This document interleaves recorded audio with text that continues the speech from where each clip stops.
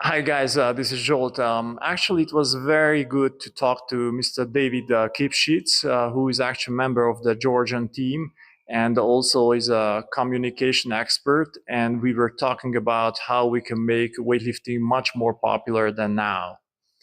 Sziasztok!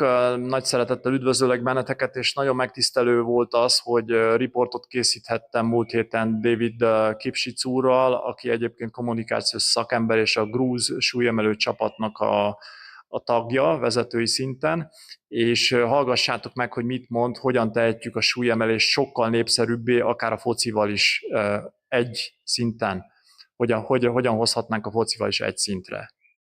You are a marketing expert, as I heard. And the first question is, here in Hungary, we have different classifications in sports. I think, as far as I know, 5 classifications, and the weightlifting belongs to number 3 or number 4. Mm-hmm. That means we won't have maybe a world champion or Olympic champion, but in the category weightlifting belongs to is the category where one or some sports people can qualify for the world championship, can qualify. And this determines how much money we get in the sport, in which classification we belong to, right? If we belong to the category 3, then we get less money. If we belong to category 1, then we get more money. Is it the same in Georgia, or is there something similar? The tiering system is basically almost identical in the majority of the nations that I work with, and this is quite a lot of nations. So it's pretty much similar. I should say that, yes, the tiering system is almost identical. True. And in which category is weightlifting in your country? Top, number 1. Okay. It's top tier. Okay, great. Well, which is understandable. From the performance. Absolutely, yes. Thank you. Okay, second question. You were talking about weightlifting, how the fans look at weightlifting, like football or soccer is much more competitive because much more people watch soccer on TV because there are a lot of actions and kind of, spectacular movements, stuff like that. But weightlifting is not like that because weightlifting is always the same, snatch or clean and jerk and whatever. How can we make it more popular? How can we come closer to soccer, in terms of actions and spectacular events? I think that I tried to present it during my presentation, but I will summarize this in a couple of words. So, it's when the market is overwhelmed. There is a notion of a red and a blue ocean. So the red ocean is full of sharks and full of competition. So in my approach, which is partially successful, or somebody could say is very successful, I took a different approach by examining what the blue ocean is offering. When you have no competition, but there is a downside that with no competition, you are doomed to be a low performer and without any reflections. So my approach is to use what we have, weightlifting, and to see how to present it better. Not to change the sport, which is a different story, but how to present it. So in my approach, when the athlete is really stationary and there is, as you just said, not much of a movement, it's actually no. If you manage to look it closer, there are a lot of movement, but in a different form or shape.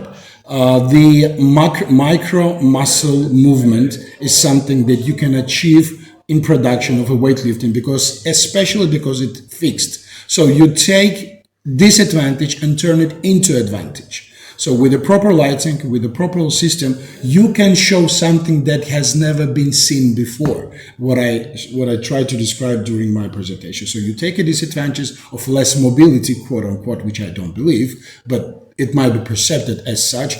So somebody's not running, somebody's saying on the platform. Yeah. And you turn it into advantage by saying or by utilizing that exactly it happens on a one fixed spot, and you light it properly and you show those micro muscle movement that you are not capable of showing in other sports. So you turn disadvantage into advantage. Perfect. It's very good to hear. So we were talking about Lasha Talakhadze as a most famous weightlifter in the world. In what way is he an influencer in your country? So does he really influence? Because Georgie mentioned in his presentation that Lasha attracted a lot of young people in your country. So is he really a great influencer? So what do you think about it? Yes, I do confirm that. The Lasha's appearance in his capacity of an athlete or just like a human being projects, there is a notion in marketing of the image projection. So Lasha projects a success, a humble, a family guy image, and all the positives that we as a human being can anticipate or expect from a successful person. So absolutely, a successful athlete with such a long list of other positive images is really an influencer in any form or shape. Great. And maybe last question, and we also face this issue, what I mentioned now, when we go to schools and we try to promote the sport and we try to collect small kids into weightlifting. Sometimes there is always an objection from the part of parents. Because parents think this is a dangerous sport, they can drop the weight on their head, they can get injuries and some other stuffs, right? So it's very hard sometimes to attract young people from schools.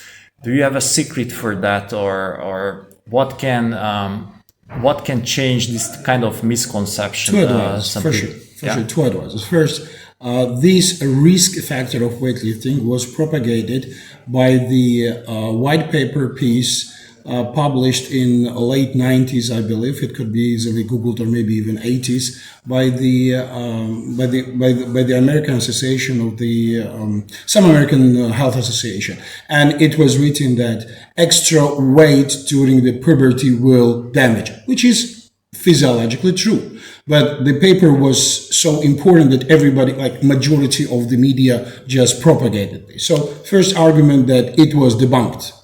And easy and simple Google search finds those documents that this argument was debunked, because when you do the proper loading, there is nothing but a positive. Second argument that I used, that hey, if you go and you search the most dangerous type of sports, weightlifting, you won't find weightlifting in the first 10. Correct. There are other sports, including soccer, that are in the first tier of the most dangerous in those terms that the parents are using, like head damage, like bone damage, whatever it is. So you won't find weightlifting in that list. So a proper communication is a key. Basically saying the truth. Perfect. Thanks so much, guys. It was a pleasure to be with you, and then wish you a very nice day. Likewise.